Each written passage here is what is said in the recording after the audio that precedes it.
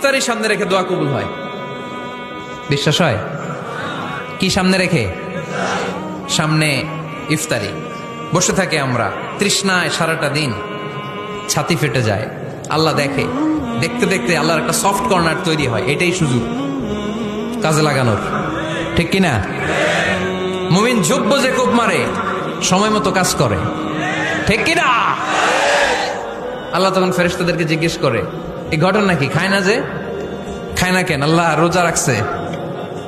এগুলো কি? রো আফজা, পেঁয়াজ, আলুর চপ, বেগুনি, মুরগির রান খায় না।